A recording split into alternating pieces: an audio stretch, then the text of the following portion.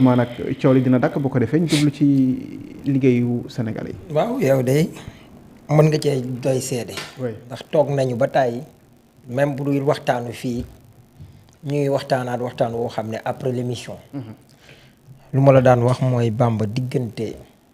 mag jeeg rakk ji wala diggante Ousseynou ak Assane comme niñ koy waxee ñu ne ma ne la jeex na confiance moom li ma gëm mooy mënatu koo am ci seen diggante ci lu jëm ci politique. xaw ma nag ma wax parce que kenn du wax ci en politique mënoo wax jamais mais problème bi mooy soo jàngatee politique xool kenn ku nekk ay intérêt alors xanaa kee xam ne intérêt rek moo mujj nekk ci kii ndaxte mënut a jaar fenn ba ëpp doole waa ji parce que waajee ko long large ko fu nekk.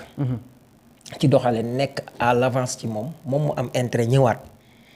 bu mu mënee dellusiwaat dem ba waa ji xam xel ne lii nangam te bu boobaa sax nag yaakaar naa ëllëg bu ay cër mënoon a am sax yu war a dikkaat jóge ci parti bi demaat ci moom wala nangam waa parti bi ci boppam ñoo ko du nangu nag ñeneen ñi àndoon nga xam ne parce que Ousmane Sonko dafa am lu moom ci boppam. am loo xam ne njabootam ko moom ci boppam. am loo xam ne askanu Sénégal ñoo ko moom ci boppam. am loo xam ne Afrique moo ko moom ci boppam. ëllëg bu loolu bëggoon a nekk sax du kii ma ne loolu mënul nekk léegi nag lii mën a am mooy ma ko doon misaal sax sama diggante ak yow. xam nga man ci noggatu la laa dëkk. yenn saa yi nga taxaw am noo doxee yenn saa yi ñu ne ngëj ci kii bi ba après sax beneen suba ga yooyu buñ kiyaatee affaire yi xaw a ñagas te man xam nga man suy comme dafa am loo xam ne dama lay faral di wax dafa am ci nit ñi seen tempérament loolu nag jotewul baax ak bon dara maanaam muy nit ki deretam tàng dama la ko jox ne la genre Wàdd yi Sonko ba ci man mi suis comme ça parce que amaana sax man loolu laa gis sama bopp ci moom muy fiñ lay teg d'habitude xeetu nit ñooñu dañu am mooy nit ñooñu fiñ lay teg xam nga am na ci comme benn saa wolof boo xam ne li tax ma naan dama gis sama bopp ci Sonko mooy ñun boo ñu boolee ci sa yëf wala ñu bokk di def dara danañ def li ñu war bay def leneen loo war a xam ne sax bu ëllëgee sax nit ki keneen la war mais pour bëgg bon mars mbir mi di am nit kooku ñu ko seqal nag mën naa dem ba yaakaar ne dañoo ëppal wala dañ on est très protecteur nangam ak yooyu ba day bëgg a fippu nit ñi di dëkkal ci kii naan ko yow kii li nga ko may daa ëpp nangam yamale ko place am xamul place am te fekk ne li ñu doon defar yëpp yow lañ bëgg a aar bis ñëw nag nga ne ñu yamal sa place. loolu day faral di dal ay nit yu bëri kenn ku nekk am na ci genre yooyu ñoo xam ne ci réew mi bu ñu xoolee seen tempérament mel noonu seen dund yëpp bu dee boroomu fanweeri at lañ bu ñu xoolee danañ xam ne loolu dal na leen dalati leen. ku mel ni Wamar Fa Kane rek mi mu koy wax moom il est comme ça même genre yooyu la. léegi nag ma waxoon la ne la xam nga Ousmane Sonko taxaw na fi démb maa ngi teewlu suñu benn baay ku ñuy wax Amadou Lamine Faye moom la Daouda Wali dalaloon démb mu yëkkati yenn kàddu yu am solo yoo xam ne li ma la bëgg a wax nii ci waxam jooju laa koy lay taaye pour mu nekk guise d'illustration. mos nañ ci ko wax bi muy def premier sorteem di naqarlu di sànni message subliminaux yooyu junju ni ñun xamuñu dara sur le contenu de la politique étrangère. de la géopolitique qui est menée pour le Sénégal. Le président ne l'a pas partagé avec nous. dañuy yow rek gis lu muy dox. moom loolu naqari na ko parce que la politique étrangère est le prolongement de la politique intérieure. mënul déconnecté wu. alors que la politique intérieure bi nga xam ne moom la ñuy jaay jeunesse bi ak wan ko Afrique yëpp. mooy nous on veut faire la rupture systémique. Rupture de quel système? Moi j'ai dit je donne un contenu à ce système. C'est un contenu néocolonial qui prend sa source depuis le système esclavagiste colonialiste qui est arrivé à son niveau au stade de néocolonie. Système boobu boo ko bëggee rompre. Tu sors d'un modèle économique pour dugg ci beneen loolu la jaay ba mu clair jeunesse bi topp ko gis ni voilà le vrai leader qui va nous sortir de une politique qui nous met dans la pauvreté permanente sisyphienne xam chaque ku lu ñëw doo ñu génn ci pauvreté mais da ngay améliorer situation mooy les offres politiques d' amélioration. xam nga man génne woon na concept boobu. nee na man maa ngi indi concept boobu. xam nga li mu wax fii suñu delloo rek muy rupture systémique wala le mot système kan moo ko doon wax théoriser c' est Ousmane Sonko. Ousmane Sonko mi indi système boobu maanaam tey pour ñu soppali nosin wi ñu nosoon muy système d' adaptation boo xam ne fi mu jëlee fi mu balluloo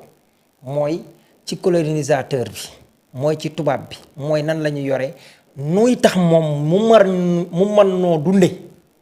nga xam ne Senghor li mu indi woon mooy moom après système mu lan la Senghor indi woon mooy système d' adaptation mooy adopté wu ci tubaab bi sinon doo tekki. amaana boo xoolee Senghor loolu la doon taxawee mais xam nañ ne loolu baaxul mais loolu moo prononcé wu ba ci Abdou Diouf mi Senghor teg Abdou Diouf bi mu ñëwee looloon ko gàllankoor maanaam foo nar a nekkee moomal sa bopp wala man sa bopp duñ la ko fekk da ngay xaw a man sa bopp tuuti wala ñu mënal la di la alimenter. Abdou Diouf bi mu ci demee pour ñu dem ne fii Sénégal Abdou Diouf parce que am na lu mu teg ba mu commencé woon a suqali ko mais dañoo jékki-jékki rek andil ko li ñuy wax ajustement structurel mooy li fii ñu bëggoon a indi Sénégal nga xam ne da ngay wëlbati ko daal di jébbalu moment boobu ci la Wàdd ñëwee bu ñu xoolee li Wàdd ñëw am na lu mu soppi muy dootoo ma tànnal kan ak kan laay jëflanteel parce que lu tax loolu mooy soo xoolee tubaab bi ginnaaw bu mu tegee système 1860 après faatu Birima ba mu sonal Damel Makoddu Yaane Mbiru ba Kajoor génne ko parce que daf leen a tiital lakk 35 villages pour rëtal leen mooy psychose bi ñu kii yoon gars yi naan non mënuñoo dem sans France wala nangam lu mel noonu dañ koy def quoi stratégie li ñuy wax des terreurs la xamu nuñ koy wax. après dafa installé benn Damel moom boo xam ne bu ñuy wax ma joojo seul Damel ku jàddut kàddu palukaay kooku di def lu dul yoon di defal tubaab bi li mu bëgg ci la Lat Joor ñëwee song pour gàntal système bi anéantir na tubaab bi lu bari parce que def naa ak ñoom 25 ans di xeex ak ñoom di def répit stratégique di ko def ba Lat Joor daanu mais 86 la Lat Joor daanu 2 ans après 88 Sëñ Touba Clément ñu yëg ne maanaam 1 an après ñu yëg ne résistance bi ñu doon wax mi ngi recyclé wu maanaam système mu tay bi ni mu nekkee Sonko jëlee ko fa pare muy recyclé wu maanaam tubaab bi mu tegee moom ba teg mbiram su ci Lat Joor moom it dafa toog moom système bi mu teg gis na système bi ñoom Lat Joor doon teg mi ngi commencé di recyclé wu waat ci neneen jëm fan ci Sëñ Touba Ahmadou Bamba lu tax mooy 88 lañ gis loolu Clément Thomas fekk ko Touba parce que sëñ bi dafa xëy ne képp rek ku jàng rek indi woon ci daara ji mën ngaa yeewi ko lan nga ciy dégg kon lan la sëñ bi di offrir lu dul jàng ak jàngale projet de société parce que sëñ Touba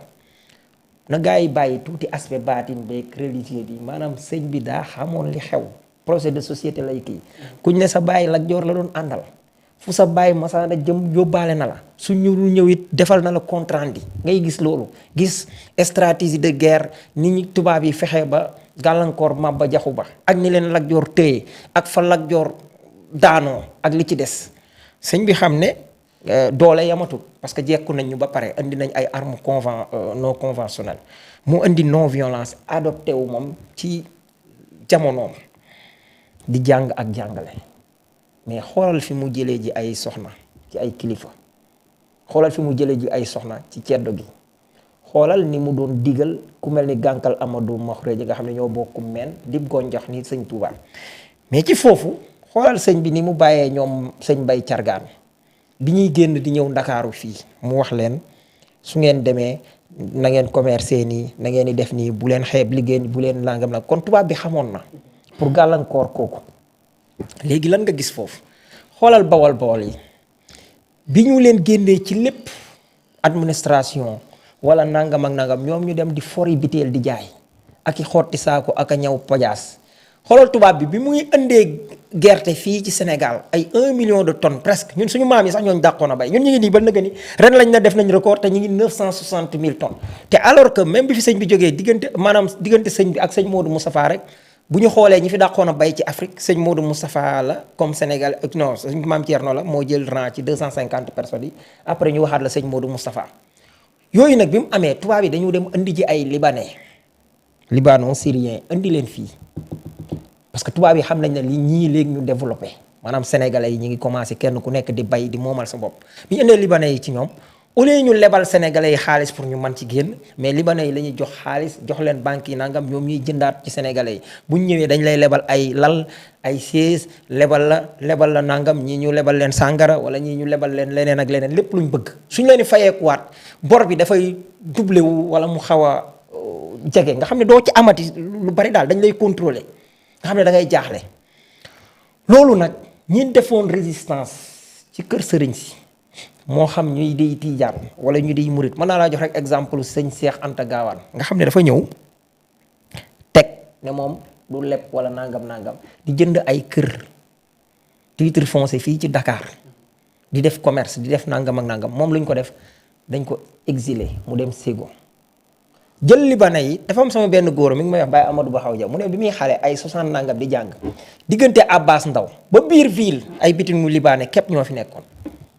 mais bawol yi di ñëw kajoor yi di ñëw di leen puus ba poste Médine ñu yaakaar ne foofu la ñuy yem bawol yi di leen puus ba fi ñuy wax di foncé ñu libanais yi toujours man ci sama jamono man nga xam ne man ci laa fekke boo demoon Ngalandu Diouf ba port ay quelques bitig képp ngay gis bitigu Saalum wala bitigu bawol li may wax moom maa ko xam nga xam ne année 2000 la loolu nga xam ne fi ñuy wax boutique bu baax wala li ci des yëpp ay libanais 31 décembre bu daan am pétard yeeg yi ñu lay indil yëpp ngay taal façon bu nekk ay libanais ñoo la ko doon jaay demaatal léegi foofu nga xoolaat ni bawol yeeg kajoor yeeg Saalum poussé waat naar yi nangam toogaat benn instant fekkaat leen ñoom ñu daw ci usines yi ñu fekkaat leen fa xoolal ko mel ni Ahmed Amar dama lay wax rek liy xeeñ ba ni Sonko ñëwee maanaam sénégalais ni mu résister loo xam ne suñuy maam la ñenn ñi di ko jokk jolante ba mu ñëw xoolal ñoom Ahmed Amar Déthié Fall ku ñuy wax Sané Colette Domba Diop jàmbaar yooyu nga xam ne dañuy dem fekk usine bu màgget ci tubaab yi jënd ko teg ko fii muy NMA Sanders kilomètre 11 di ko liggéey ba mu suqali ko ñu jaay jënd pasta mi usine naar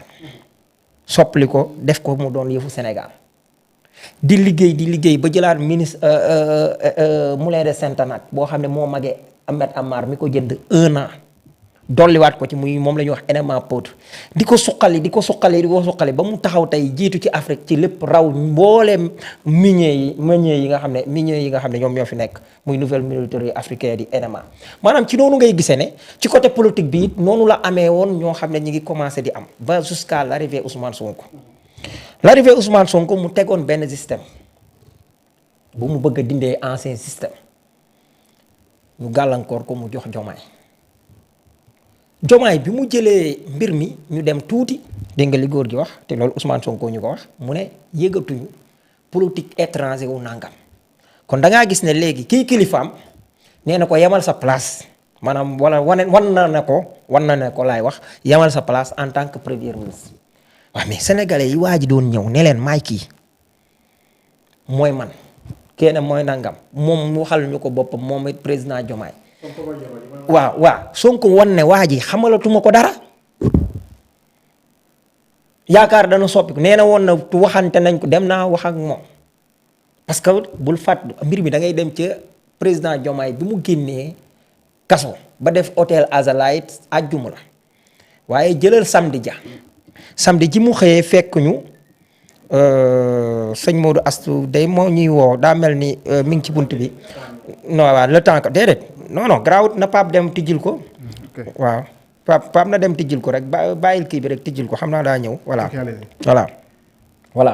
kon léegi loolu ngay gis muy président Diomaye boo xam ne bi mu ñëwee fekk ñu Diomaye président samedi ci ay booru 10h jàpp 11h mi ngi soloon lubb la bu muy nettali mbir moomu mu ne projet bi dafa am loo xam ne moom la ñu Ousmane Sonko tegoon ba ci la ñu doon wax naan amu ci mbokk amu ci xarit wala nangam mooy kàddoom yooyu mu ñu waxoon. kon tey bu ñu demee ba xamalatu ko dara Ousmane Sonko wax ñu ko wax ko ci suuf te mitinu Mbuur ma mu ne woon dañ ànd ak moom fal nguur ba nit bàyyi ko noonu dootu weesu na tànk ak tànk ñun ak moom ba mu am bu kiyee ñu jàpp ci nopp bi ne ko sama rak gis naa sax Moustapha Diakhaté di ko jéem a saboté ci naan ku président waroo ko wax jàpp ci nopp te alors que xamul ne candidat lañ doon waxal booba mu ne ñu jàpp ci nopp bi tey kon ñëw na seet si ko fajul dara mu defaat cercle restreint waxaat ko jël témoin El Malick Ndiaye fajul dara mu doog a génn wax ko askan wi léegi nag loolu am la Ousmane Sonko waxaat keroog assemblée mu ne loolu la ñu wax keroog assemblée ne ñu ku yaakaar ne problème bu ñu mënta surmonter am na fi door nga sa loxo ci ëkk maanaam ci wàllu liggéey bi loolu la fésal xam nga nag li doy waar ci Sonko mooy gaa yi ko bañ dañ koo bañ ba mu ëpp ñi ko bëgg ñu bëri ci ñoom ci ñu ko bañ ko ba mu ëpp ñi ko bëgg ñu bëri ci ñoom bëgg ko ba amuñ ci sago te nag xol bu bañee ba ëpp wala mu bëgg ba ëpp sago jeex comme la góor ga waxoon ci ndaga maag ndaga ci néeg bu lëndëm sago jeex même ndaga it mooy lu dagan rek pour ñu xam du lu péjoratif mais nit ki bu bëggee ba mu ëpp loolu mooy émotion te émotion du jàngat moo tax ñi mën a dégg Sonko dëgg mooy ñi nga xam ne même bu ñu fareek moom it li muy wax mën nañ ci ànd comme mën nañ ci bañ a ànd man xam nga bi Ousmane Sonko waxe fii laa toogoon Abdou Khari toog fii mooy bi mu waxee ci affaire Awa Bokar lii daal ne may leen ñu oxygène yaakaar naa mel na man képp laa gis ci ñoo xam ne mën nañ leen a xool naan dañuy défendre Sonko ku taxaw ne d'accorduma ci ne ko nañu respecté bëgg nañu doy nañu waaye du ko doy ñu yaakaar naa noonu laa ko waxee woon ci jamono boobu kon ñun mën nañoo am lucidité beneen bi muy dongay daara yi comme ku mel ni Cheikh Bara wala sëñ Modou Astou dañu am benn particularité boo xam ne moom la ñu am muy dañuy xam nguur te dañ koo gëstu fa ko tubaab yi jëlee fa lañ ko jëlee maanaam fa tubaab yi jëlee muy ci nguur gi arab yi yoroon fa lañ jëlee kon loolu ñoom mënu leen a jaaxal kon loolu bu amee tey Ousmane Sonko li mu wax faaw nga dégg ndeey dëgg pour mën a déchiffrer li mu wax mooy la ma la waxoon rek Bamba diggante Sonko ak Diomaye mi seexam di rakkam di xaritam jeex na ci politique loolu bàyyi boo gars yi mu neex leen wala mu naqar leen loolu moo am waaye kantaan ak ci liggéey bi mooy Saa Wolof ñu mën a joteeg Bamba